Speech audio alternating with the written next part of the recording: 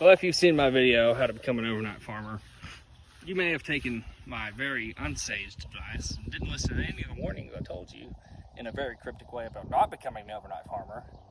Dummy. There's a lot better ways to make money.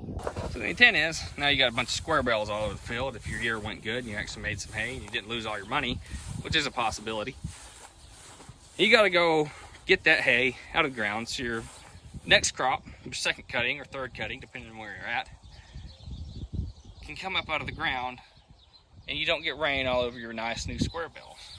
This is where the trailer comes in. You're going to stack it. Now, the old timers used to hire high school football player teams for about, I don't know, like a nickel a bale, maybe less back in the day. Kids nowadays don't want to work, and if they do, it's going to cost you probably $300 a day to get anybody out here to do manual labor.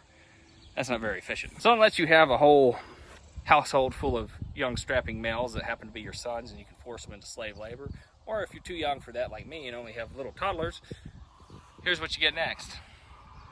This is called a hay thrower, hay elevator, hay tosser. I've heard it called a lot of things. I actually don't know what the name is. I don't even know what brand this is. I just bought it from a dude for 600 bucks.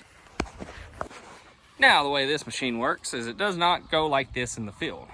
So take everything you're seeing and flip it upside down.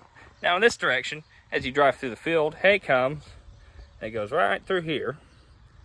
And there's a chain sprocket that flips them up, runs them, and then kicks them out over here as you're pulling it beside the trailer, so you don't have to pick them up and throw them on the trailer. You just grab them and stack them. Here's what the inside of this looks. Now imagine, again, this is going up and not laying horizontal. It's got this chain, it's got these hooks that grab onto the hay bale, folds it through there, and like I said, kicks it out, and it's pretty nifty. If you look over here, that's where you attach it to the side of your trailer and drag it through the field.